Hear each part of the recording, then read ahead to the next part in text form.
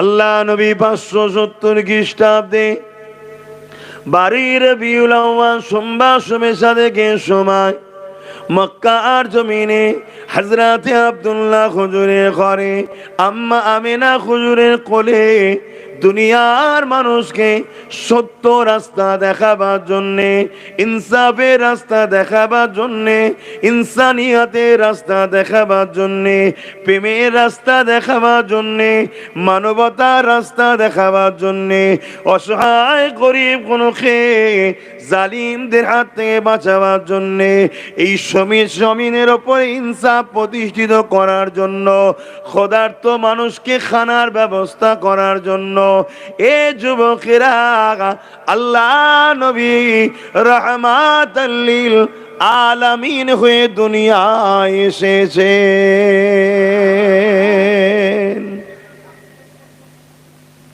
সেই নবী পাক সাল্লাল্লাহু আলাইহি ওয়াসাল্লামের দুশ্মন যুগে যুগে ছিল, আজও আছে না নাই? জোরে বলুন।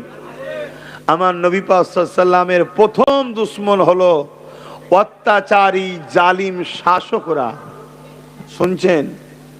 দ্বিতীয় নম্বর দুশ্মন হলো যারা ধর্মের নামে মানুষকে হরে শোষণ করে, যারা ধর্মের নামে মানুষকে কুসংস্কার দেয়, তারা হলো আমার রাসূলুল্লাহ দ্বিতীয় দুশ্মন। আর এই দুই দুশ্মন কোটি কোটি টাকা খরচ করছে যুগে যুগে ইসলাম ও মোহাম্মদ রসুলের দিন থেকে মানুষকে সরাবে বলে। কারণ আমার নবীর দিন যতদিন থাকবে জালিম শাসকদের ততদিন বুকের মধ্যে ভয় থাকবে। যতদিন আমার নবীর দিন থাকবে ততদিন এই ধর্মের নামে ভণ্ডমিটা টিকবে না। মানুষ দলে দলে ভণ্ডদের ছেড়ে হক দিন মোহাম্মদ রসুলের দিকে চলে যাচ্ছে। জোরে বলুন সুবহানাল্লাহ।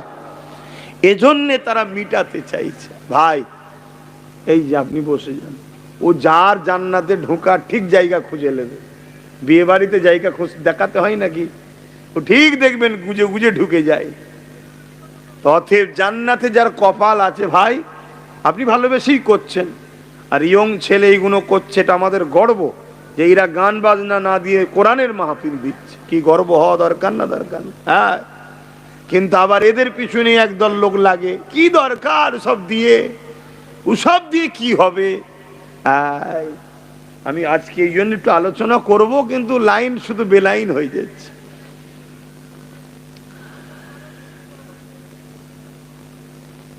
মুখে কথা না বলে আস্তে আস্তে কাজ করে।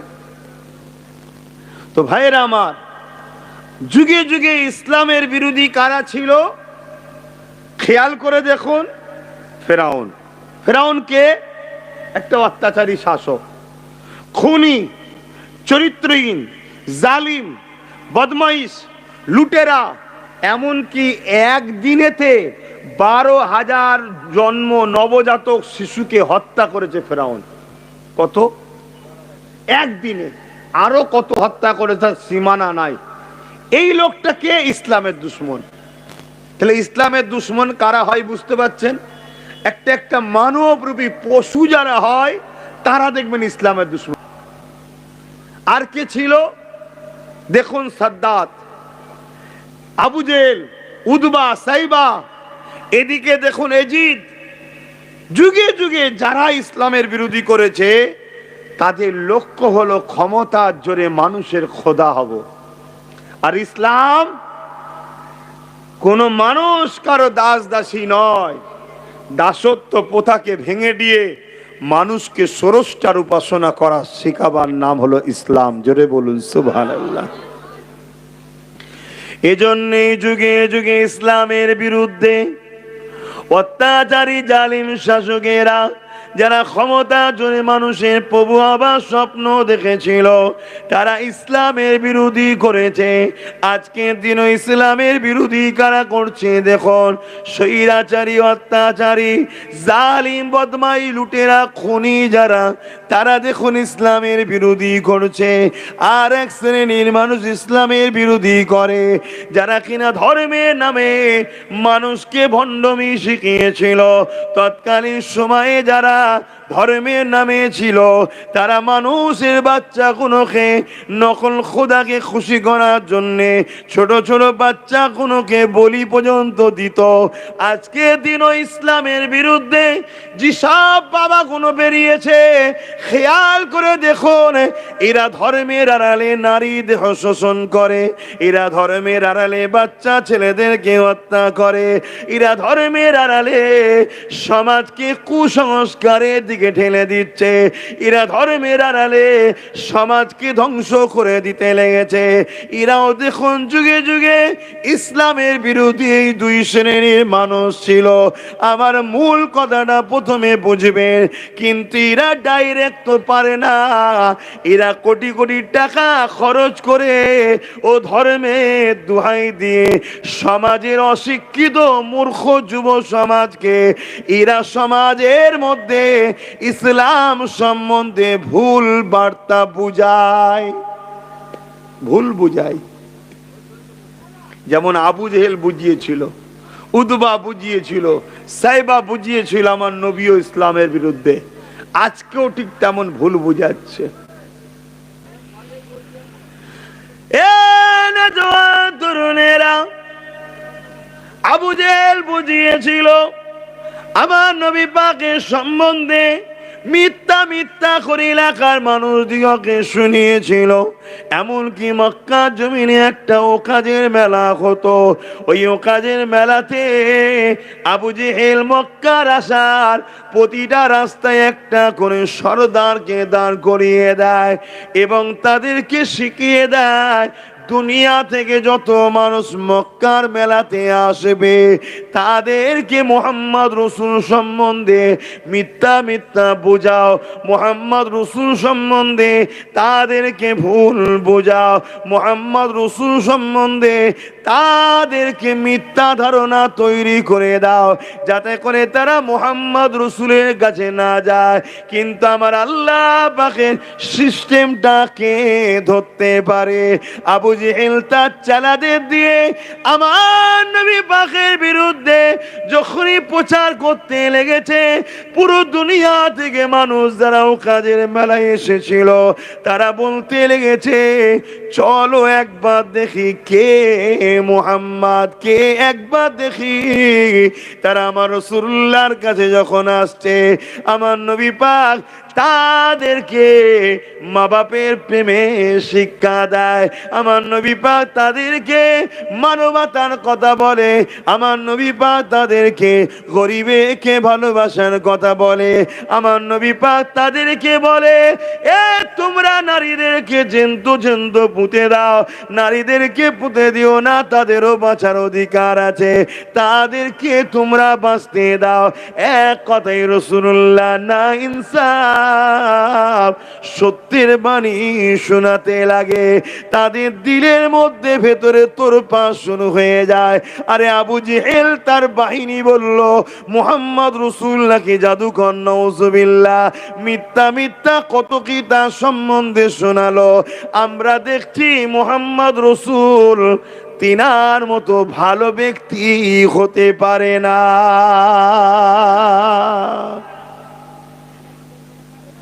অনেক সময় দেখবেন মিথ্যা প্রচারও কিন্তু ফায়দা দেয়, যদি সেটা সলিড হয়। ভেজাল হলে তো আর হবে না, না, সলিড যদি হয়। আমার রাসূল পাক সাল্লাল্লাহু আলাইহি সাল্লামের বিরুদ্ধে নানা রকম ভাবে মিথ্যা প্রচার হয়েছিল। যেমন আজকেও আমেরিকা ফিল্ম তৈরি করেছে, বারবার করেছে না করেনি, সেই ফিল্মে আমার রাসূল পাক ও সাহাবাদের বিষয়ে মিথ্যা মিথ্যা যেসব কথাগুলো আমার ভাষায় বলা আমাকে ভয় লাগে যে আল্লাহ না নারাজ হয়ে যায়। মিথ্যা প্রচার করেছে কেন? আমেরিকার যুবক যুবতীরা দলে দলে সব ইসলাম কবুল করছে, জোরে বলুন সুবহানাল্লাহ। তারা তাদের ঘরের সন্তানদের ঘরে রুখতে পারছে না, শুনছেন তো, রুখতে পারছে না। তাই তারা কি করবে? তারা সিনেমা দেখাতে অভ্যস্ত, তারা ওই থিয়েটার, সিনেমা, যাত্রা এসব দেখাতে তারা ছোটবেলা থেকে অভ্যস্ত। তাই নানা রকম মিথ্যা সিনেমা তৈরি করেছে, যে সিনেমাতে আমার নবী ও সাহাবাদের চরিত্রে ওই দাগগুলো লাগাচ্ছে যে দাগ মূলত আবু জেহেলের ছিল, উদবার ছিল, ফেরাউনের ছিল, অর্থাৎ বর্তমান আমেরিকার যে চরিত্র, সেই চরিত্র তারা আমার রাসূলুল্লাহর গায়ে লাগাচ্ছে যে কোনো সমাজ বিরোধী কাজ। কিন্তু তারা ওই সিনেমা দেখেই কিন্তু আমার দেশের ওই মূর্খদের মতো হই হই কিন্তু করেনি। আমার দেশেও সিনেমা দেখানো হচ্ছে, জানেন তো নাকি? একটু হ্যাঁ কি না বলবেন তো, কোন কবরস্থানে এসে বসলাম আমি? হ্যাঁ, একটু হ্যাঁ কি না বলেন। আমার দেশে এরকম ষড়যন্ত্র চলছে, জানেন তো নাকি? কেন? ওই একটাই কারণ, লোক দলে দলে মুহাম্মদ রসুল ও দ্বীন ইসলামকে পছন্দ করছে। জোরে বলুন সুবহানাল্লাহ। মানুষ তো বাঁচতে চাইছে, মানুষ তো রেপের হাত থেকে রক্ষা পেতে চাইছে, মানুষ তো দুর্নীতি মুক্ত সমাজ চাইছে, মানুষ তো খুন মুক্ত সমাজ চাইছে, মানুষ তো সন্ত্রাস মুক্ত সমাজ চাইছে, মানুষ তো এই সমাজের বুকে ইনসাফ ইনসানিয়াত প্রতিষ্ঠিত চাইছে। মানুষ তাই তালাশ করছে কোথায় গেলে জুলুম থেকে মুক্ত হবে, কোথায় গেলে ইনসাফ পাবো, কোথায় গেলে ইনসানিয়াত পাবো। কিন্তু দুঃখের বিষয়, আমরা মুসলমান নামে তালপুকুর ঘটি ডোবে না। আমাদের জন্য ইসলামের চরম ক্ষতি হচ্ছে, কারণ আমাদের কালচার, আমাদের উঠাবাস, আমাদের চালচলন সব ইসলাম বিদ্বেষীদের মতো। তাই আজকে অনেক ভাই আমাদের ঘরে দেখে ইসলামকে ভুল বুঝছে, কিন্তু তাদের মধ্যে থেকে যারা শিক্ষিত সমাজ, তারা গুগলের সাইডে চলে যাচ্ছে, নবীর জীবনী পড়ছে, কোরআন পড়ছে। তারা দেখছে আরে বাঁচতে গেলে মোহাম্মদ রসুল ছাড়া নিরাপদ নয়। তারা দলে দলে সব ইসলাম কবুল করছে। জোরে বলুন সুবহানাল্লাহ। আমেরিকা দেখছে কি করে রুখা যায়, এজন্য তারা আমার নবীর নিয়ে নানান মিথ্যা ষড়যন্ত্র চালাচ্ছে। আমরাও দেখছি সোশ্যাল মিডিয়ায়, আমার বাংলাতেও শুরু হয়েছে, এতদিন ছিল না, আমার বাংলাতেও শুরু হয়েছে। আমার নবীর বিরুদ্ধে উল্টো পাল্টা কথা ছড়ানো হচ্ছে, হচ্ছে না হয়নি?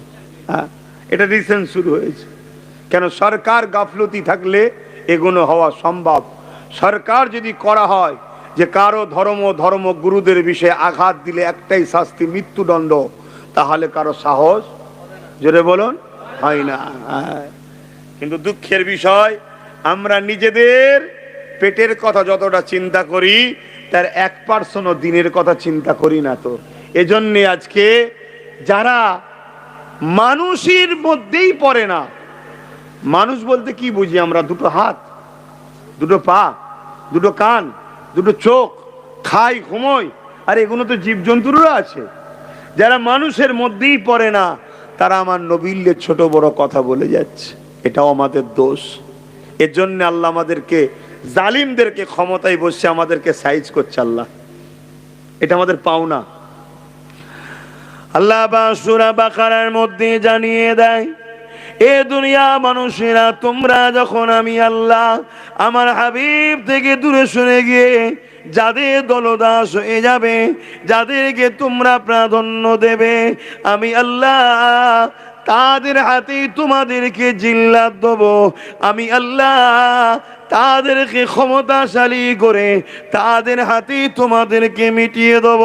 কেন? তোমরা বলেছ আমরা আল্লাহকে মানি, তোমরা বলেছ আমরা রাসূলুল্লাহকে মানি, কিন্তু তোমাদের কাজ কথাবার্তা আখলাক চলাফেরাতে আল্লাহ মানা নবী মানা নাই। উপরন্তু আল্লাহ ও নবীর দুশমন যারা, তাদেরকে সহযোগিতা করো। এই জন্যই আমার আল্লাহ তাদেরকে ক্ষমতাশালী করে তাদের হাতে আল্লাহ পাক আমাদেরকে মিটিয়ে দেবে। এ যুবকেরা, তরুণেরা, আল্লাহ নবী, নবী, দয়া নবী এই নায়ের কথা যখন প্রচার করতে লাগলো, তৎকালীন সময় জালিম অত্যাচারী আবু জেহেল দেখলো মুহাম্মদ রসুলকে যদি রুখা না যায়, আমার জুলুমের সাম্রাজ্য চলে যাবে, আমার অত্যাচারের সাম্রাজ্য চলে যাবে। আমি যে মানুষকে আতঙ্ক তৈরি করে মানুষকে গোলাম বানিয়ে রেখেছি, মানুষকে আমার দাস দাসী বানিয়ে রেখেছি, মানুষের ওপরে নিজেকে প্রভু করে বানিয়ে রেখেছি। মুহাম্মদ রসুলকে যদি রুকা না যায় তাহলে মানুষ আমার দিক দিয়ে চলে যাবে। কেননা মুহাম্মদ রসুল এই জুলুমকে খতম করতে এসেছে, মুহাম্মদ রসুল খোদার্থ মানুষকে বাঁচাতে এসেছে, মুহাম্মদ রসুল অন্যায়কে বন্ধ করতে এসেছে, মুহাম্মদ রসুল এতিমের অধিকার দিতে এসেছে, মুহাম্মদ রসুল বিধবার মর্যাদা দিতে এসেছে, মুহাম্মদ রসুল মানুষের চোখের পানি মুছতে এসেছে। আর আমি আবু জেহেল ক্ষমতার জোর দিয়ে মানুষকে কৃতদাসী বানিয়ে দিয়েছি। মুহাম্মদ রসুল তো দাসত্ব শিকার ভাঙিয়ে দিয়ে মানুষকে এক রবের দাসত্বর দিকে ডাকতে এসেছে। আবু জেহেল নানান দিক দিয়ে আল্লাহ নবীকে রুখতে চেয়েছিল, ওই রুখার মধ্যে একটা রুখা হলো আমার নবী পাকের বিরুদ্ধে মিথ্যা প্রচার করেছে। কিন্তু যাদের কাছে প্রচার করেছে তাদের মধ্যে একটা কৌতূহল হলো, আমার নবী ইলিয়ে জানতে চাইলো। তারা যখনই জানতে চাইলো তারা আমার রসুলের দিবানা হয়ে গিয়ে দলে দলে ইমানের কলেমা পড়ে মুহাম্মদ রসুলের উম্মতের খাতায় নাম লিখাচ্ছে।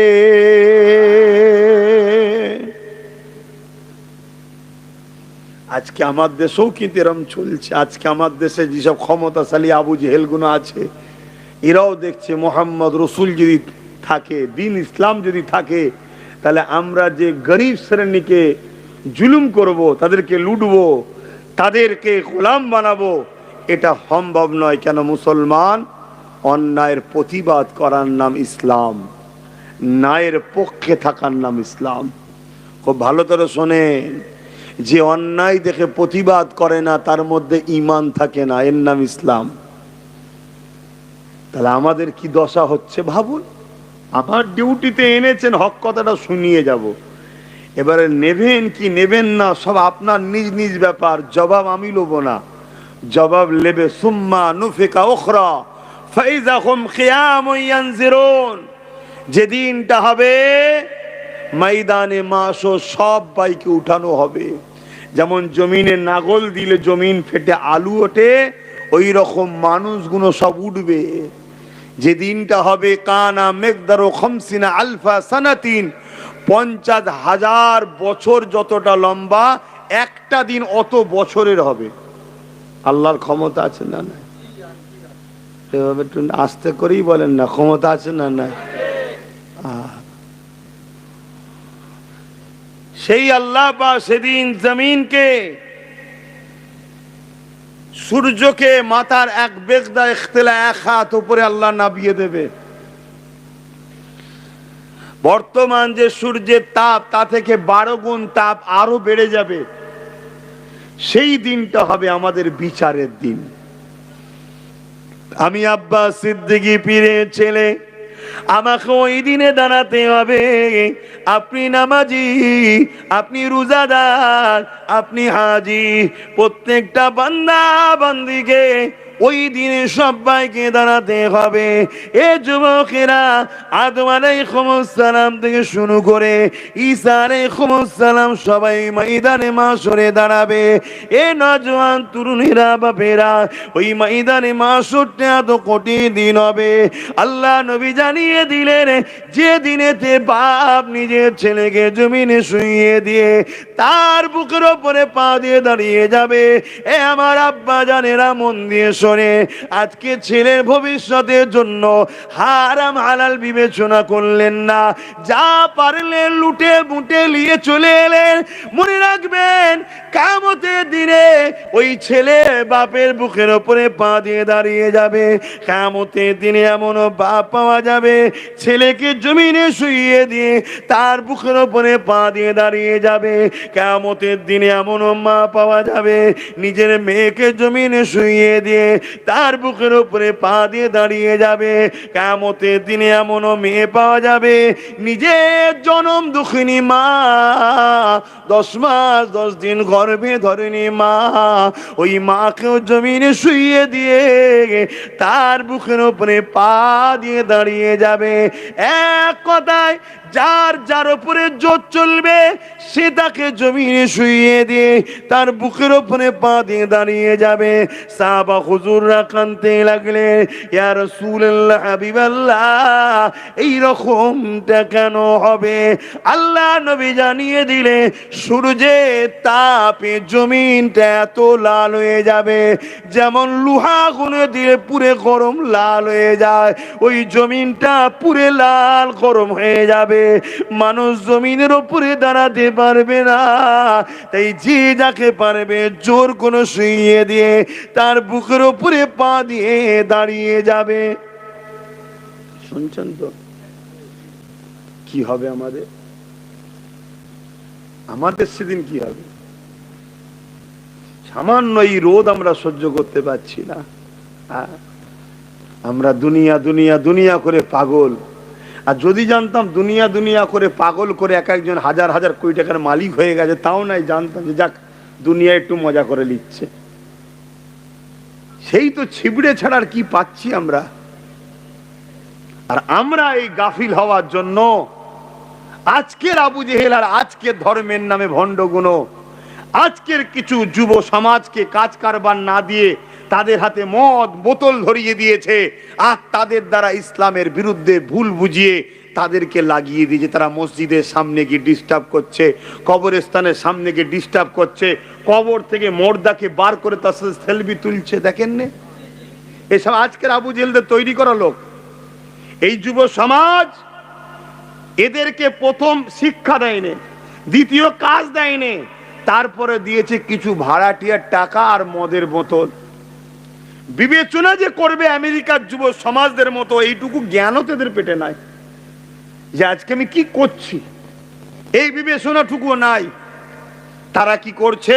মুসলমান দেখলেই ধরে কুপিয়ে কুপিয়ে মেরে দিচ্ছে। আজকে বিভিন্ন রাজ্যে আমাদের ছেলেরা কাজ করতে যায়, বিভিন্ন রাজ্যে। এক তো বাঙালির ওপরে হিংসা আছে একটা, এটা অনেক আগেকারের, আপনারা জানেন কি জানি না, ইতিহাস পড়েছেন কি জানি না। মনে রাখবেন, গুজরাটি বা অবাঙ্গালীদের বাঙালিদের ওপরে কিন্তু একটা বড় আক্রোশ আছে, বিশেষ করে ওই শ্রেণীর লোকেদের যারা একটু ব্রিটিশদের পাঁচাটা দালাল টাইপের ছিল, তাদের বাংলা ও বাঙালিদের উপর একটু রাগ আছে। সে বাঙালি যদি হিন্দুও হয় তার উপরেও রাগ আছে। কেন? দেশ স্বাধীনতাতে সব রাজ্যেরই অবদান আছে, তবে বাংলা নম্বর 1 ছিল, দ্বিতীয় পাঞ্জাব ছিল। কেন? বাংলা নেতাজির মতো দিয়েছে, বাংলা হাফেজ তিতুমির দিয়েছে, বাংলা এত বড় বড় মহানায়ক দিয়েছে যেটা অন্য রাজ্য দিতে পারেনি। তাই বাংলার ওপরে একটা রাগ আছে। তাই বাঙালি হিসাবে তো একটা লাঞ্ছিত অপমানিত হয় বাইরে, আবার যদি বাঙালিটা মুসলমান হয়ে যায় তো ব্যাস, তার বেঁচে থাকার আর নিরাপদ অন্য রাজ্যে নাই, দেশের মধ্যেই নাই। আর আজকে শুনছি নাকি আমার দেশ থেকে সব কারা সব বিদেশে টিদেশে সব যাবে, কি সব খবর টবর নিয়ে। আমার দেশের মধ্যেই আমরা নিরাপদে নাই, আছি নাকি নিরাপদে? হ্যাঁ, পিটিয়ে পিটিয়ে হত্যা করছে, দেখলে ভয় লেগে যাবে যে মানুষ কত নিকৃষ্ট হয়ে গেল। এই সেই জাহিলিয়াত যুগ এসছে, সেই আবু জেহেলের তৈরি করা এরকম সমাজ, সেই ফেরাউনের তৈরি করা সমাজ, সেই নমরুদের তৈরি করা সমাজ। তা আজকের নমরুদ ফেরাউনরাও চাইছে না ইসলাম থাক, কারণ ইসলাম থাকলে তাহলে আস্তে আস্তে এই জুলুম অত্যাচার একদিন মিটে যাবে। জোরে বলুন সুবহানাল্লাহ। তবে মনে রাখবেন, ইসলামকে কেউ মিটাতে পারবেও না। এর থেকে অনেক বড় বড় শয়তান চেয়েছে ইসলাম মিটাবো, এর থেকে অনেক বড় বড়। চিঙ্গিস খান নাম শুনেছেন নিশ্চয়, চিঙ্গিস খান, বাপরে বাপ, পৃথিবীর আতঙ্ক ছিল। 1 লক্ষ মেয়েকে ধর্ষণ করেছে, নাউজুবিল্লাহ। ভাবতে পারছেন কত বড় জালিম সে? 1 কোটির উপরে মুসলমানকে মেরেছে, ভাবতে পারছেন? পুরো বাগদাদের মাদ্রাসা, মসজিদ, লাইব্রেরি গুলোকে আগুন ধরে ভেঙে চুরমার করেছে, যেমন আমার দেশের উত্তরপ্রদেশে এখন হচ্ছে বা বিভিন্ন জায়গায় হচ্ছে। মসজিদ মাদ্রাসা কোনো ভেঙে চুরমার করে দিচ্ছে না, দেয়নি? হ্যাঁ, এটা নতুন নাকি? এসব আমরা ইতিহাস পড়ে আছি, এসব যুগে যুগে ঘটেছে রে বাবা। আর যখনই ঘটেছে, ঘটার পিছনে একটা কারণ ছিল। ওই কারণটা হচ্ছে মুসলমান যখন মুনাফেক গাদ্দার বেশি হয়েছে তখনই ঘটনাটা ঘটেছে। গাছকে কখনো কুরুল কাটারি কাটতে পারে না যদি গাছ না সাথ দেয়। তাই ইসলামের মধ্যে যখন মুনাফেক মুসলমান আর গাদ্দার মুসলমান বেড়েছে, তখন এই সকল শক্তিগুলো তখন মাথা চাড়া দিয়েছে। আর এটাও শুনে রাখেন, আমরা যতবার বিজয় লাভ করেছি সংখ্যা দিয়ে নয়, অস্ত্র দিয়ে নয়, ম্যান পাওয়ার দিয়ে নয়, মানি পাওয়ার দিয়ে নয়, মাসুল পাওয়ার দিয়ে নয়। আমরা যতবার বিজয় লাভ করেছি সংখ্যা কম ছিল, কিন্তু ইমানের পাওয়ারে আল্লাহ আমাদের জিতিয়েছে। জোরে বলুন সুবহানাল্লাহ। আর এখন আমাদের ইমানটাও তো দুর্বল। কি ইমান দুর্বল আছে না? নাই। আল্লাহ নবী বললেন, অন্যায় দেখলে হাত দিয়ে রোখো, যদি হাত দিয়ে রুখতে না পারো অন্যায়ের বিরুদ্ধে মুখ দিয়ে প্রতিবাদ করো, যদি মুখ দিয়ে প্রতিবাদ না করতে পারো অন্যায়কে ঘৃণা করে দূরে সরে যাও। যদি এই তিনটের মধ্যে কোনোটা যদি না পাওয়া যায়, অর্থাৎ অন্যায় কেউ দেখলো সে হাত দিয়ে প্রতিবাদ করলো না, দ্বিতীয় নম্বর মুখ দিয়েও প্রতিবাদ করলো না, দ্বিতীয় নম্বর অন্তরে ঘৃণা করলো না, আল্লাহ নবী বলছেন তার মধ্যে ঈমান নাই। এ যুবকেরা, ঈমান যদি না থাকে, দাঁড়িয়ে থেকেও জাহান্নামে, নামাজ পড়ো জাহান্নামে, রোজা রেখো জাহান্নামে, হজ করো জাহান্নামে, বড় মুফতি, বড় মৌলানা, বড় হুজুর, বড় হুজুর হজরত, তারপরও জাহান্নামে।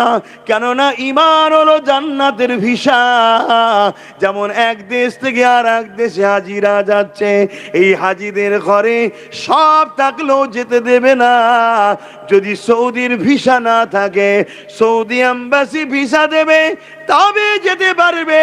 দুনিয়ায় যদি এক দেশ থেকে আর এক দেশে যেতে গেলে ভিসার প্রয়োজন হয়, দুনিয়ার দেশ থেকে জান্নাতের দেশে যাবে এখানেও ভিসা লাগবে। ওই ভিসাটা হলো ঈমান। বোঝাবার জন্য বলতে লেগেছে, ঈমানটা কি জিনিস নিজের জানের থেকে বেশি আল্লাহ রসুলকে রসুল জেনে আদবের সাথে দিল থেকে মেনে নেওয়া।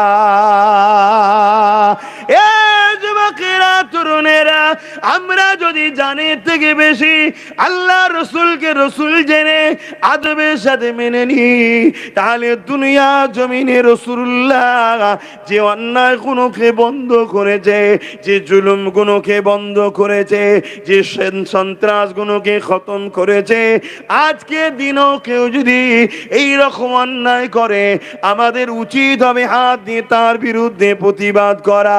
যদি হাতে ক্ষমতা না থাকে, মুখ দিয়ে প্রতিবাদ করা। মুখে যদি ক্ষমতা না থাকে, অন্তর থেকে ঘৃণা করা।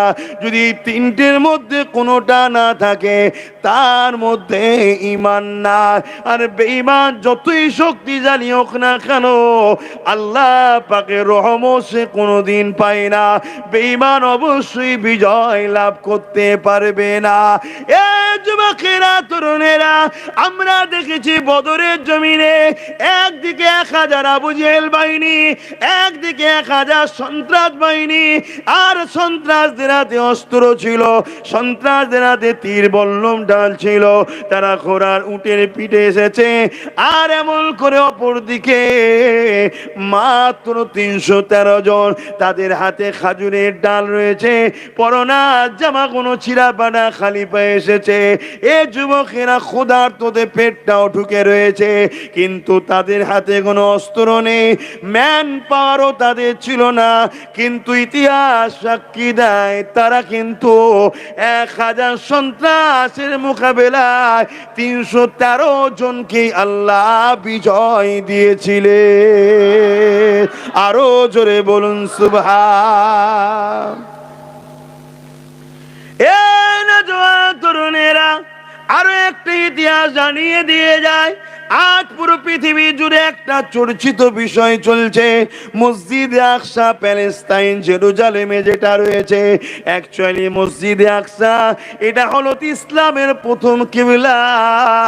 কিন্তু দুঃখের বিষয়, জার্মানি যখন হিটলার ইহুদিদের ঘরে মেয়ে শেষ করে দিচ্ছিল, তখন ব্রিটেন কিন্তু ইহুদিদের ঘরে নিজের দেশে ঢুকতে দেয়নি, ফ্রান্স ঢুকতে দেয়নি, জাপান ঢুকতে দেয়নি, কেউ ঢুকতে দেয়নি। হিটলার যখন ইহুদিদের ঘরে মেরে দিচ্ছিল, ওই সময় প্যালেস্তাইনের মুসলমানেরা, আল্লাহর প্রেমিকেরা, তারা দয়া দেখিয়েছিল। আরে ছোট ছোট বাচ্চা কোনো কিনে কোথায় যাবে, এই পরিবার নারীদের নিয়ে কোথায় যাবে, তাই তারা দরজা খুলে থাকতে দিয়েছিল। কিন্তু অভিশপ্ত ইহুদি জাত, ওই গাদ্দার ইহুদি জাত, আজ তারা প্যালেস্তাইনের বিরুদ্ধে তারা নিজেরাই তাদেরকে মারছে। অর্থাৎ আপনি আমার বাড়িতে গেলেন, থাকার জায়গা নাই, কোনো খাবারের জায়গা নাই, আমি আপনাকে থাকতে দিলাম, আপনার বাচ্চার পড়াশোনা দিলাম, আপনার জন্য ঘর বানিয়ে দিলাম, একদিন আপনি আমাকে, আমার পরিবার বাচ্চাদেরকে হত্যা করে বার করে দিচ্ছে। যে গাদ্দারিটা আপনি করছেন, এই গাদ্দারি ইহুদিরা আজকে প্যালেস্তাইনের সাথে করছে। কিন্তু আমি যেটা বুঝাতে চাইছি, এ যুবকেরা, তরুণেরা, ওই প্যালেস্তাইন মসজিদে আকসা রয়েছে, ওই মসজিদে আকসার একটা নিয়ামত রয়েছে, একটা বরকত রয়েছে। মসজিদে আকসাকে যখনই পৃথিবীর কেউ দখল করে, দুনিয়াতে তার রাজত্ব তার চলতে থাকে। অর্থাৎ মসজিদে আকসা যার দখলে থাকে, দুনিয়ায় তার পাওয়ার চলতে থাকে। তাই মসজিদে আকসাকে বারবার বারবার ইসলামের দুশ্মনরা দখল করতে চেয়েছে। এর আগে অনেকবার দখল হয়েছে। একবারের কথা আপনাদেরকে জানাই, এই পৃথিবীর জমিনে আজ যেমন আমেরিকা সুপার পাওয়ার নিজেকে দাবি করে, সেই সময় সুপার পাওয়ার ছিল সেলিবিয়ারা। সেই সেলিবিয়ারা মসজিদে আকসাকে দখল করে নিয়েছিল, মুসলমান দিওকে মেরে হত্যা করে মসজিদে আকসাকে কেড়ে নিয়েছিল। যেমন আজকে মেরে মুসলমানদের ঘরে মসজিদ আকসা থেকে বার করে দিচ্ছে, এর আগেও হয়েছিল, অনেকবার হয়েছে। আবার আমরা সংখ্যা কম দিয়ে অনেকবার আবার সন্ত্রাসদের সরিয়ে দিয়ে মসজিদে আকসার ইজ্জত আবরুর আর পবিত্রতা আল্লাহ আবার রক্ষা করিয়েছে। জোরে বলুন সুবহানাল্লাহ। মসজিদে আকসা নিয়ে অনেক ইতিহাস আছে, আমি সংক্ষেপে আপনাদেরকে বলছি, অসুবিধা হচ্ছে নাকি আমার আলোচনায়? তো এই মসজিদে আকসাকে যখন দখল করে নেয় সেলিবিয়ারা, তখন এই পৃথিবীতে এক মায়ের গর্ভ থেকে একটা সন্তান জন্মগ্রহণ করেন। আসেন বস। একটা সন্তান, শুনছেন তো আপনারা, জন্মগ্রহণ করেন। সেই সন্তানটার নাম হলো সালাউদ্দিন। কি নাম? সালাউদ্দিন। তখন মসজিদে আকসা কাদের হাতে? সেলিবিয়াদের হাতে। নামাজ বন্ধ, আজান বন্ধ, ইকামত বন্ধ, টোটাল মুসলমানকে ওখানে আর ঢুকতে দেয়নি। যারা ছিল সব কচু কাটা করে মেরে দিয়েছে। আর মুসলমান লাঞ্ছিত অপমানিত তখনই হয় যখন আমরা মূল স্রোত থেকে সরে যাই, আমরা যখন নকল রাস্তায় চলে যাই। আর আমরা নকল এমনি এমনি হইনি, আমাদেরকে নকল রাস্তায় বানাবার জন্য, পাঠাবার জন্য ওই কোটি কোটি ডলার টাকা খরচ করছে ইসলামের দুশমনেরা। নকল মাদ্রাসা, নকল মসজিদ, নকল মোল্লা মলিসে আমাদের কাছে ঢুকিয়ে দিচ্ছে। আমার অজ বুঝতে পারছেন আপনারা? দেখতে হুবাহু আল্লাহর ওলি, দেখতে হুবাহু মৌলানা, দেখতে হুবাহু মুফতি, দেখতে হুবাহু মাদ্রাসা, দেখতে হুবাহু মসজিদ, নামাজ আছে, আজান আছে, কোরআন তেলাওয়াত আছে, হাদিসের শিক্ষা আছে, কিন্তু ইসলামের দুশমনদের তৈরি করা। ওর পিছনে রহস্য কি? ওইখানে শুধুমাত্র সব দেওয়া হবে, একটা জিনিস ওখান থেকে কেড়ে নেওয়া হবে। কি? যে পাওয়ারে মুসলমান বিজয় লাভ করে সেই পাওয়ারটা, ওটা হলো ঈমান। কি কেড়ে নেবে? বলুন বলুন। দাড়ি থাকবে, পাগড়ি থাকবে, টুপি থাকবে, নামাজ থাকবে, রোজা থাকবে, কোরআন তেলাওয়াত, হাদিস তেলাওয়াত সব থাকবে, সালাম কালাম উঠা বসা সব থাকবে। শুধু হুজুরের প্রেম ও আদব কিনে লাও। শুনছেন তো? সমাজে এরকম হাজারো মাদ্রাসা আছে না নাই? হাজারো মসজিদ এরকম আছে না নাই? হাজারো আলেম উলামা ইমাম মুফতি এরকম আছে না নাই? হ্যাঁ, এগুলো সব ইসলামের দুশ্মনদের টাকায় চলছে। এদের কাজ হলো একটা, আমাদের থেকে শুধু ইমানকে কেড়ে লাও। এই যে গাছ দেখবেন ডালপালা ফলমূল থাকে না, এগুলো থাকে থাক, ওতে হাত দিস না। ডাল কাটলে বাইরে দেখা যাবে, লোক ঝড়া লেগে যাবে। কেউ যদি বলেন নামাজ 4 ওয়াক্ত, মারপিট হবে না? হবে না? এক কথা বলেন। অতএব নামাজ 5 ওয়াক্ত 5 ওয়াক্তই থাক, ওতে নিষেধ করিস নি। কেন? নামাজটা হলো ডাল গাছের, কাটতে গেলেই লোক দেখতে পেল। কেউ যদি বলে রোজা ও অতদিন রাখার দরকার নেই, 10 দিন রাখলেই হবে, মারপিট হবে না? হবে না? কেউ মানবে তার কথা? কেন? ওটা হচ্ছে ডাল গাছের। কিন্তু গাছের সেবক সেজে, গাছের পাহারাদার সেজে গাছের গোড়ায় যদি পানি দেয়, আর পানিটা যদি গরম পানি দেয়, মূলটা মারা গেলে ডালটা থাকবে, ফলটা থাকবে, পাতাটা থাকবে। অতএব মূলটাকে মেরে দে, মুসলমান এমনি শেষে যাবে। নামাজ থাকবে, সুদ খাওয়া ছাড়বে না। সমাজে হচ্ছে না? হয়নি? নামাজ থাকবে, ব্যাটার বেদিয়ে পণ খাওয়া ছাড়বে না। হচ্ছে না? হয় না? নামাজ থাকবে, নিজের ভাইয়ের বিরুদ্ধে কেস করবে। এক মুসলমান যদি আর এক মুসলমানকে ঘৃণা করে, সে জান্নাতের খুশবু পাবে না। আর আমরা মুসলমানকে মার্ডার করি। কেন হচ্ছে এটা? আমাদের মধ্যে থেকে ইমানটাকে বার। শুনছেন আমার কথা? আমার জানি না আপনাদের আমার বুঝে আসছে কিনা। এটাই হলো পরিকল্পনা ইসলাম বিদ্বেষীদের। কেন? তারা যতবার আমাদের বিরুদ্ধে যুদ্ধে নেমেছে, ততবারই তাদের সংখ্যা বেশি ছিল, অস্ত্র তাদের হাতে ছিল, পাওয়ার তাদের হাতে ছিল, পুলিশ তাদের হাতে ছিল, মিলিটারি তাদের হাতে ছিল, অস্ত্র তাদের হাতে ছিল, রাত পাওয়ার তাদের হাতে ছিল। কিন্তু প্রত্যেকবারে তারা হেরেছে, আমরা জিতেছি। তারা তো চিন্তা করছে না যে কি ব্যাপার, সংখ্যা আমাদের বেশি, টাকা আমাদের বেশি, পাওয়ার আমাদের বেশি, অস্ত্র বেশি, সব আমাদের, তারপরেও ওরা যেতে কি করে? আমরা জিতি আল্লাহর রহমতে। জোরে বলুন সুবহানাল্লাহ। তাই তো নাকি? তা আল্লাহর রহমতটা কি? ওমা আরসালনাকা ইল্লা রাহমাতাল লিল আলামিন। আল্লাহর রহমতটাই তো হলো মুহাম্মদ সাল্লাল্লাহু আলাইহি ওয়াসাল্লাম। জোরে বলুন সুবহানাল্লাহ। অর্থাৎ আমাদের দিলে হুজুরের প্রেম ও আদব আছে, তাই আল্লাহ এই ঈমানের দ্বারা আমাদের জিতায়। এক গরিবে নওয়াজ মঈনুদ্দিন আজমিরি কখনো ভেবে দেখেছেন পুরো ভারতবর্ষের অত্যাচার জুলুম ছিল, গরিবে নওয়াজকে কোনোভাবে ঢুকতে দেবে না, কোনোভাবে ঢুকতে দেবে না। প্রত্যেকটা বর্ডার সিল ছিল, গরিবে নওয়াজ ওপেন আসছে। যারা গরিবে নওয়াজকে অ্যারেস্ট করে বলে দাঁড়িয়ে আছে, গরিবে নওয়াজকে দেখার পরে তারাই আদবের সঙ্গে দাঁড়িয়ে যাচ্ছে। কি ব্যাপার? একাশ রাস্তায় আস্তে আস্তে আস্তে 39 বা 40 জনকে হুজুর সাথে নিয়েছে। হুজুরের হাতে তওবা করতে করতে আস্তে আস্তে 40টা আল্লাহর ওলি হয়ে গেছে। জোরে বলুন সুবহানাল্লাহ। কিন্তু হুজুর একা ঢুকতে পেরেছে। আর আজকে বলুন, আমার কবরস্থানে আগামী দিন আমার মা বোনকে, আমার বাপ ভাইদেরকে আমরা নিজেরা কবরে ঢুকবো কি কোনো গ্যারান্টি নেই। কবর দিতে পারবেন আগামী দিন? কারণ কি? অথচ আমরা কোটি কোটি, আমার মসজিদে আমি যেতে পারবো কি কোনো গ্যারান্টি নাই। হঠাৎ করে ঈদের দিনে চলে এলো ফোর্স, কি খাবার না আজ থেকে ঈদের নামাজ এখানে হবে না, এই জায়গায় কেস আছে। কে কেস করলো রে? কে কেস করলো?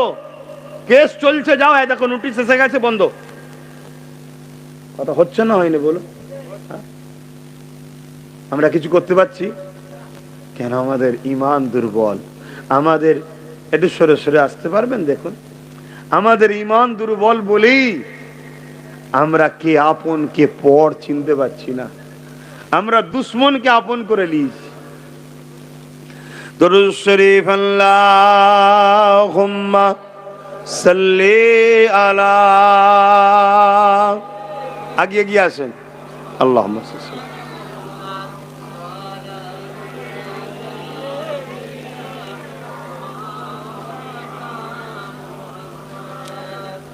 যাদের হৃদয়ে আছে আল্লাহর ভয়, তারা কবু নবী ভুলে যায় না। আল্লাহর প্রেম ছাড়াই দুনিয়ায় কারো কাছে কোনো কিছু চাই না। যাদের হৃদয়ে আছে আল্লাহর ভয় তারা কবু নবী ভুলে যায় না। আল্লাহর প্রেম ছাড়াই দুনিয়ায় কারো কাছে কোনো কিছু চাই না। রাতের আধারে যারা সিজদাতে রয় দু চোখের স্রোতে নদী যেন বয়। রাতের আধারে যারা সিজদাতে রয় দু চোখের স্রোতে নদী যেন বয়। ছলনার খাঁচানি যত আসো ছলনার খাঁচানি যত আসো পিছনে ফিরো তাকায় না। যাদের হৃদয়ে আছে আল্লাহর ভয় তারা কবু নবী ভুলে যায় না। আল্লাহর প্রেম ছাড়া এই দুনিয়ায় কারো কাছে কোনো কিছু চাই না। দিন কায়েমের পথে যারা অবিচল তারা হলো আল্লাহর প্রিয়জন। এখানে দিন কায়েম বলতে ইসলাম, আর ইসলাম বলতে যারা চায় এই জমিনের উপরে সমস্ত মানুষ নিরাপদে থাকবে, ক্ষুধার্ত কেউ থাকবে না, ঝগড়া হবে না, জুলুম হবে না, লুট হবে না। কথা বুঝে আসছে? নামাজ রোজা দাড়ি টুপি এটাও দিন, এটা ব্যক্তি জীবনের দিন। আমি যদি নামাজ পড়ি আমার জীবনে আমি দিন কায়েম করলাম, সমাজের জন্য কিছু লাভ হলো না। এই নামাজ পড়া তো সমাজের কি উপকার বলবেন তো? ওটা আমার উপকার। আমি নামাজ পড়াতে আপনাদের উপকার নাকি? এটা হ্যাঁ কি বলেন? আমি যে টুপি পরেছি আপনাদের উপকার? আমার উপকার। আমি দাঁড়িয়ে রেখেছি আপনাদের উপকার? আমার উপকার। আমি হজ করেছি আমার উপকার, আপনাদের উপকার। এটা হলো ব্যক্তি জীবনের। আমি রোজা রাখি আমার উপকার, আপনাদের উপকার। এটা যার যার ব্যক্তিগত। কিন্তু এই সমাজ যদি খুন মুক্ত হয়, দুর্নীতি মুক্ত হয়, চোর মুক্ত হয়, নেশা মুক্ত হয়, তাহলে এই সমাজের তিলকতমা বোনটাও বেঁচে থাকতো। কথা বুঝে আসছে না? যদি এই সমাজ জুলুম মুক্ত হতো তাহলে হাওড়া জেলার আনিস খানও বেঁচে থাকতো। এই সমাজ যদি ঘুষ মুক্ত হতো তাহলে তোমাদের এলাকার থানাতে নিয়ে যে পিটিয়ে মেরেছিল নজিবুল না কি নাম, সে ছেলেটা হয়তো বেঁচে থাকতো। কথা মাথায় ঢুকছে না? ঢোকে নে? তো ইসলাম এই অন্যায়গুলোকে মিটাবার নাম ইসলাম। কথা বুঝে আসছে? তাই আমরা যখন জলসা করি আমার কমেরই একদল লোকেদের আবার অবস্থিত হয়, হুজুরের ছেলে নিয়ে এসছো, ও তো নামাজ রোজার কথা বলবে, এত এইসব কথা বলার কি দরকার? ও শয়তান জানেই না ধর্ম কাকে বলে। ও বলছে আমি মুসলমান। তো এই রকম 2 নম্বর মুসলমান থাকলে আমার মসজিদ বেউজ্জিতি হবে না তো কার হবে? এরকম 2 নম্বর মুসলমান থাকলে কেন্দ্রের বিজেপি সরকার ওয়াকফ কালা কানুন করবে না তো কি করবে বলো? ও তো বুঝে নিয়েছে সব নামে তাল পুকুর ঘটি রবে না। তারপরে আবার আমাদের মাথায় অনেক মোল্লা মৌলী সাহেব বসে আছে যারা কোটি কোটি টাকা খেয়ে দালালি করে। আছে না? নাই? সেই দালালির একটা ফল হলো বাবরি মসজিদ। দালালির ফল বাবরি মসজিদকে বিক্রি করেছে কিছু গাদ্দাররা। আপনারা আমার কথা পছন্দ করবেন কি না করবেন আমার দেখার দরকারও নাই। আমি আল্লাহর ঘরের জন্য বলছি, কিছু দালাল আল্লাহর ঘরকে বিক্রি করে দিয়েছে। যারা এই সমাজে বলেছিল একটা ঘর যাচ্ছে, যাক আমরা শান্তি চাই, অন্যায় দ্বারা কখনো শান্তি হয় না, এটাই ভাবা দরকার। কেউ যখন তোমার একটা হাত কেটেছে, তুমি যদি তাকে বলো আচ্ছা একটা হাত তো আছে, কেটে ফেলেছে, ছেড়ে দে, ও শয়তান চাইবে আগামী দিন আর একটা হাত কাটার। পাপ যখন প্রথমে ফুসকুরি হয় তখনই তার ট্রিটমেন্ট করা দরকার নাই। ওই ফুসকুড়ি একদিন চুলকোনা হবে, চুলকোনা থেকে ফোড়া হবে, ফোড়া থেকে একদিন ক্যান্সার হবে, ক্যান্সার থেকে একদিন পুরো ডেট হবে। অতএব আল্লাহর ঘরটার উপরে জুলুম হলো, আর আমার সমাজের মাথায় বসে থাকা তথাকথিত মুসলিম নেতা, মুসলিম লিডার, মুসলিম রাজনীতির নেতা, তারা আমাদেরকে সান্ত্বনা দিয়েছিল একটা ঘর যাচ্ছে যাক, হ্যাঁ শান্তি দরকার। কিসের শান্তি অশান্তি? আমার ঘরে ঢুকে আমার বেটিকে কেউ নিয়ে যাবে, আপনি বলবেন একটা বেটি যাচ্ছে যাক, বাকি তিনটে তো আছে।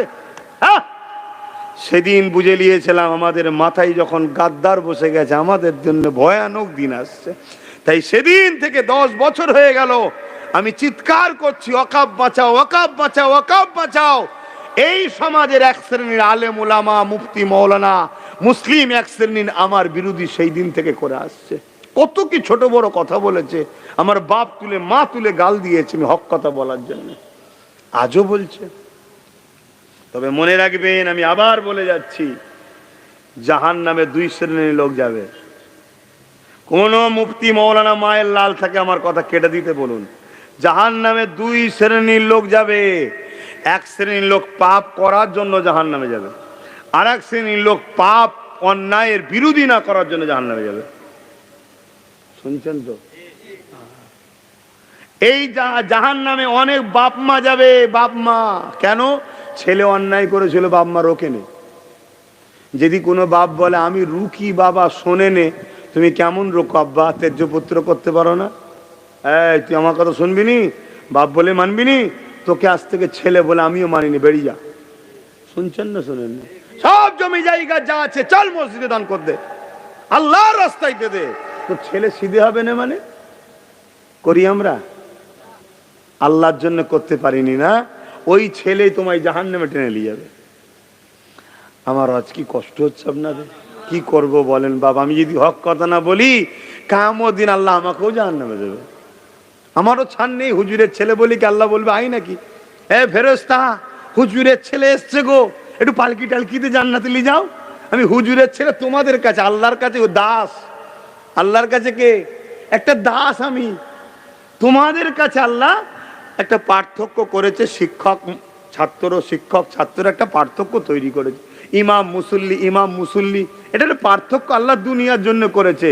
কিন্তু তোমরাও আল্লাহর দাস দাসী, আমরাও আল্লাহর দাস, ইনিও আল্লাহর দাস। আমাদের আল্লাহর কাছে আমরা সবাই সমান। আল্লাহর কাছে সে তত বেশি প্রিয় যে যত বেশি আল্লাহর দাসত্ব করে। জোরে বলুন সুবহানাল্লাহ। হুজুরের ছেলে যদি আল্লাহর দাসত্ব না করে, আর আম ঘরের ছেলে যদি আল্লাহর দাসত্ব বেশি করে, আল্লাহ তার উপরে খুশি হবে, হুজুরের ছেলের উপরে খুশি হবে না। তবে হ্যাঁ, বংশ মর্যাদা একটা থাকে। যদি আম ঘরের ছেলে দাসত্ব করে আর হুজুরের ছেলে, আল্লাহর অলির ছেলে দাসত্ব করে, তুলনামূলক আম ঘরের ছেলের থেকে অলির ছেলের মর্যাদা আল্লাহ বাড়ায়। কথা বুঝে আসছে না? নাই। কিন্তু তুমি দাসত্ব না করে যদি মনে করো আমি হুজুরের ছেলে রেহাই পেয়ে যাব, এটার নাম ইসলাম নয়। এটা অন্য ক্ষেত্রে চলতে পারে, আমার জানা নাই, ও বিষয়ে আলোচনা করতে চাইছি না। তো আমি বলতে চাইছি এটাই, দিনটা বড় কষ্ট করে আমার নবী প্রতিষ্ঠিত করেছে। আমরা সেই দিনের জন্য কি করলাম বলেন? আমরা আমাদের জমি জায়গার জন্য কেস কামারি করি, আমরা আমাদের জমি জায়গার জন্য উকিল ফিট করি, আমরা আমাদের জমি জায়গার জন্য মারপিট করি, আমরা আমাদের জমি জায়গা নিরাপদে দখলে রাখার জন্য চেষ্টা করি, আমরা আমাদের পরিবার বাচ্চাদের জন্য কথা বলি, আমরা আমাদের পরিবার বাচ্চাদের জন্য লড়াই করি, আমরা আমাদের পরিবার বাচ্চাদের বিরুদ্ধে কেউ লাগলে তার বিরুদ্ধে মামলা করি, লড়াই করি, কেস করি। কিন্তু আমরা কই আমার নবীর দ্বীনের বিরোধীদের বিরুদ্ধে কেস করলাম কোথায়? আমরা নবীর দ্বীনের বিরোধীদের বিরুদ্ধে লড়াই করলাম কোথায়? আমরা নবীর দ্বীনের বিরোধীদের বিরুদ্ধে কোথায় আমরা একত্রিত হলাম? উপরন্তু আজ আমরা কোটি কোটি মুসলমান তাদের ঝান্ডা ধরে ঘুরে বেড়াচ্ছি, যারা পিলান মাফিক ক্ষমতায় বসে আমার মসজিদ গুলোকে মিটাচ্ছে, আমার মাদ্রাসার শিক্ষক বন্ধ করে মাদ্রাসাকে মিটাচ্ছে, যারা আজকে পিলার মাপি মুসলমান ছেলেদেরকে কর্মসংস্থান দিয়ে পিছিয়ে দিয়ে তাদের অর্থনীতিকে ধ্বংস করে দিতে লেগেছে, যাতে করে মুসলমান ধর্মের জন্য অর্থ খরচ না করতে পারে। কোন রকম সংসারই চলছে না, তো ধর্মের জন্য কি দান করবে? এই নানা রকম ষড়যন্ত্র যারা করতে লেগেছে, তাদের বিরোধী তো দূরের কথা, আমরা তাদেরই ঝান্ডা ধরে ঘুরে বেড়াই।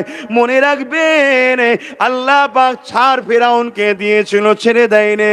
আল্লাহ নমরুদকেও ছাড় দিয়েছিল, ছেড়ে দেয়নি। আল্লাহ সাদ্দাতকেও ছাড় দিয়েছিল, ছেড়ে দেয়নি। আল্লাহ ছাড় আমাদেরকেও দিয়েছে, ছেড়ে কিন্তু দেয়নি। একদিন উঠতে হবে, সুম্মা নুফিকা উখরা ফাইজা হুম কিয়ামুন ইয়ানজুরুন, ময়দানে মাশরে, যেদিন তোমার দুনিয়ার কোনো দাদা দিদি নেতা কেতা কাউকে পাওয়া যাবে না। যেদিন দুনিয়ায় তোমার সন্তান তোমাকে জমিনে শোয়াবে, তোমার বুকে পা দিয়ে দাঁড়াবে, স্বামী স্ত্রীর বুকে পা দিয়ে দাঁড়িয়ে যাবে, যে যার উপরে ক্ষমতা চলবে তার বুকে পা দিয়ে দাঁড়িয়ে যাবে। সাহাবা হুজুররা কাঁদতে লাগলেন, বলতে লাগলেন, ইয়া রাসূলুল্লাহ, হাবিবাল্লাহ, এই দিন আমাদের কি হবে উপায়? আল্লাহ নবী জানিয়ে দিলে, এ আমার সাহাবারা, আমার উম্মত উম্মতিদেরকে জানিয়ে দিও, ওই দিনে তাদের কোনো চিন্তা নাই, যারা দুনিয়া জমিনে আমাদেরকে সাচ্চা পেয়ার করেছিল, আমাদের জন্য লড়াই করেছিল, আমাদের জন্যই বন্ধুত্ব করেছিল, আমাদের বিরুদ্ধে কোনো কথা করে জানের ময়া করতো না, তারা সঙ্গে সঙ্গে তা প্রোটেস্ট করতো, লড়াই করতো।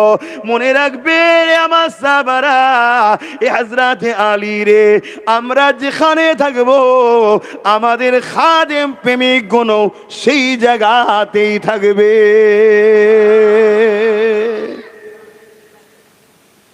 কত সহজ!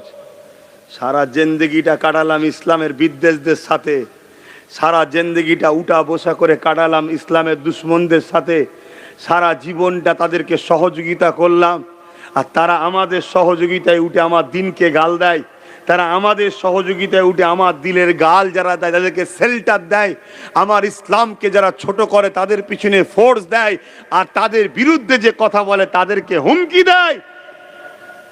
আর তুমি বলছো পরকালে আমি নবীর শাফাত লব, আমি জান্নাতে যাব, আমি নামাজ পড়েছি? এই নামাজ পড়েছি? ৭২টা দল জাহান নামে যাবে, তারা নামাজ পড়েই যাবে। জানেন না নবীর হাদিস? কি গো, জানেন তো নাকি?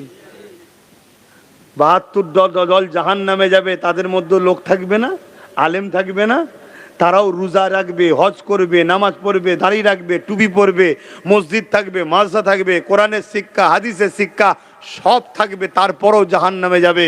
সাহাবারা জিজ্ঞেস করলেন, হুজুর কারণ কি? আল্লাহ নবী বললেন, তাদের অন্তরে আমি নবী, আমার হাইয়া, আমার আদব প্রেম থাকবে না। শুনছেন?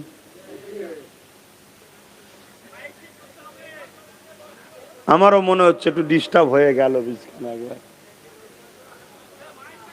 ওহ, আর ঠিক করে কি হবে, যাবারও হুজুরের সময় হয়ে গেছে।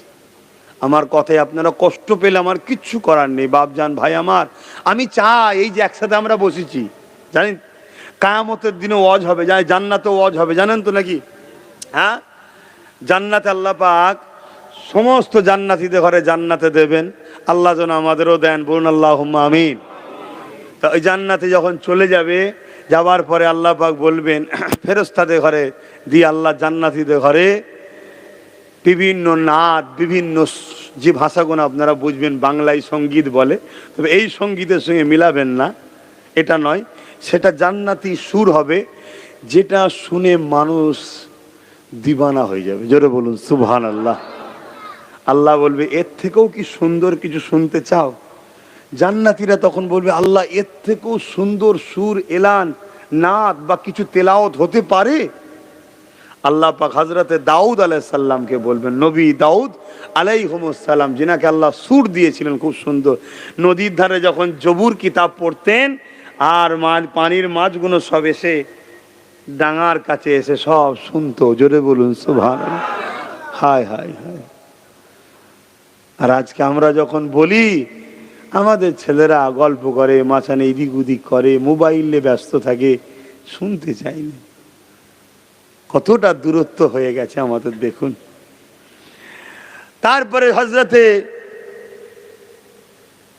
দাউদ আলাইহিস সালাম যখন তেলাওয়াত করবেন, ওটা শুনে জান্নাতীরা, ইনশাআল্লাহ আমরাও বলুন ইনশাআল্লাহ আশা করতে, আল্লাহ তো বলেছে নাকি, এবং আল্লাহ বলেছে লা তাকনাতু মির রাহমাতিল্লাহ, যে আমার রহমতের উপরে আশা করে আমি তাকে নিরাশও করি না। জোরে বলুন সুবহানাল্লাহ। আবার বলছি, রহমত বলতে হুজুর, রহমত বলতে হুজুর, এটা মাথায় রাখবেন। অর্থাৎ হুজুরকে যে হৃদয়ে রাখে আল্লাহ তাকে নিরাশ করে না, এটা মাথায় রাখবেন। তো ভাইরা আমার, আমার আল্লাহ পাক তার হাবিবকে এত ভালোবাসে, পিয়ার করে, এটা প্রিয় ভালোবাসার ফল। তো এই সময় জান্নাতীরা অবাক হয়ে যাবে, আল্লাহ ফেরেশতাদের থেকেও সুন্দর। আল্লাহ বলছে এর থেকেও কিছু সুন্দর শুনবে। জান্নাতীরা অবাক হয়ে যাবে, আল্লাহ এর থেকেও সুন্দর হতে পারে? আল্লাহ পাক তখন আমার নূর নবী, দয়ার নবী হাবিবুল্লাহকে বলবেন আপনি তেলাওয়াত করুন। জোরে বলুন সুবহানাল্লাহ। আমার নবী পাক সাল্লাল্লাহু আলাইহি ওয়াসাল্লাম সূরা ইয়াসিন পড়বে। জোরে বলুন সুবহানাল্লাহ। আমার নবী যখন পড়বে, কিতাবের মধ্যে আছে আমার রাসূল পাক সাহাবাদের শোনাচ্ছেন, আর নবীকে কে শুনিয়েছে? জোরে বলুন আল্লাহ। আল্লাহ পুরো জান্নাত যেন সব কিছু থমকে দাঁড়িয়ে গেছে। বছরকে বছর কেটে যাবে, এ আমাদের মতো তেলাওয়াত নয় রে বাবা। বছর, আপনি ভাববেন সূরা ইয়াসিন এইটুকু সূরা, না, তখন বছরকে বছর পার হয়ে যাবে, মানুষের হুঁশি থাকবে না, তেলাওয়াত শুনতে থাকবে, তেলাওয়াত হতেই থাকবে, হুজুর তেলাওয়াত করতে থাকবে। আল্লাহ পাক আবার আওয়াজ দেবেন, এ আমার জান্নাতীরা বলো কেমন লাগলো? কত সুন্দর কথা বলেন। তা আল্লাহ জিজ্ঞেস করবে আমাদের ঘরে, ইনশাআল্লাহ বলুন। আমি তো আশা করে আছি আমি জান্নাত যাব, আপনাদের কি আশা নেই? কেন? আমি পাপী ঠিকই, আমি অস্বীকার করছি না, কিন্তু আমার মধ্যে একটা খসলত আছে, এটা আল্লাহই দিয়েছে, আমি আমার নবীর দুশমন নই।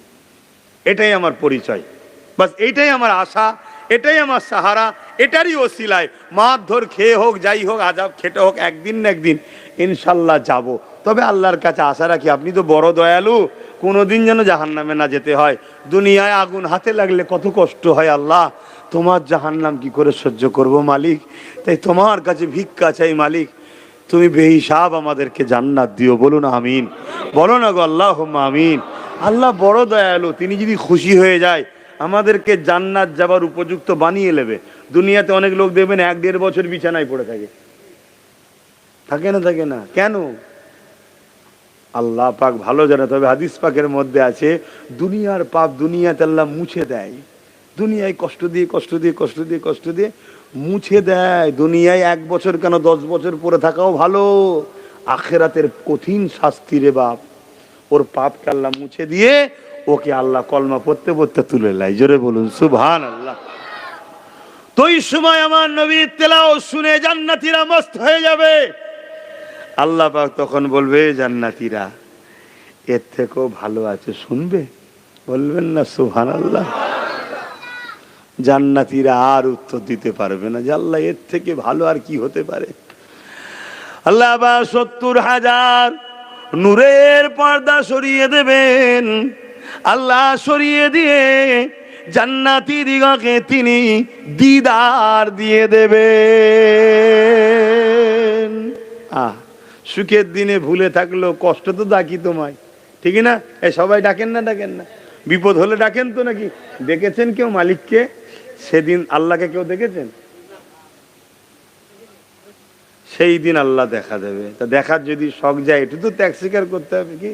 হ্যাঁ, তুমি দুনিয়া সামান্য কারো ভালোবাসায় কত ত্যাগ স্বীকার করছো কি? বিবি যদি কিছু পছন্দ করে তুমি সেটার জন্য ত্যাগ স্বীকার করছো, মা বাপ যদি কিছু পছন্দ করে তার জন্য ত্যাগ স্বীকার করছো কি? নিজের জীবনকে একটু সুন্দর রাখার জন্য কত ত্যাগ স্বীকার করছো।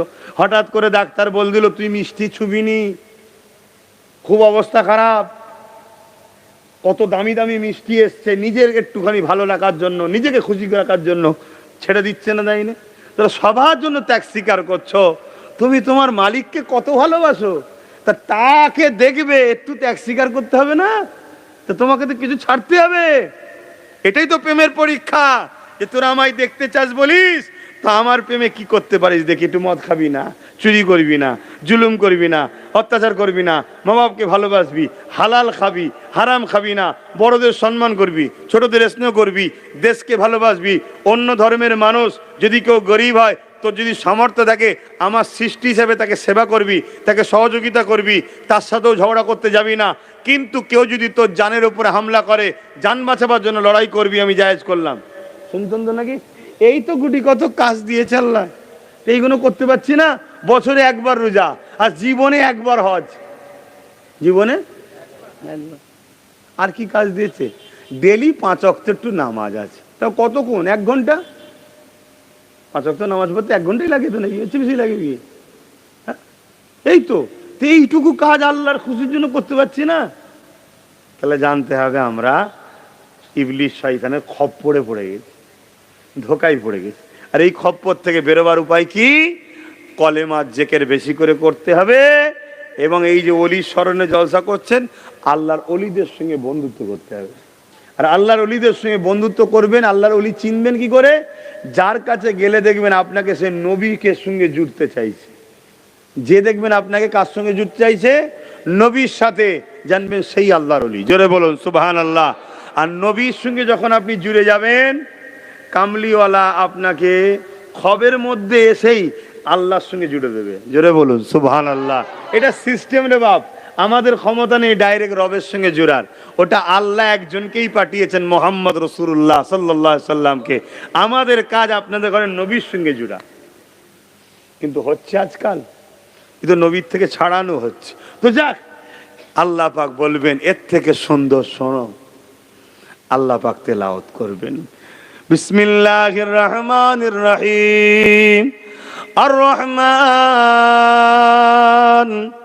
আল্লামাল কুরআন খলাকাল ইনসান আল্লামাহুল বায়ান। সূরা রহমান আল্লাহ তেলাওয়াত করবে। জোরে বলুন সুবহানাল্লাহ। আরো জোরে বলুন। এটা কি দেখার, এটা কি শোনার শখ নাই?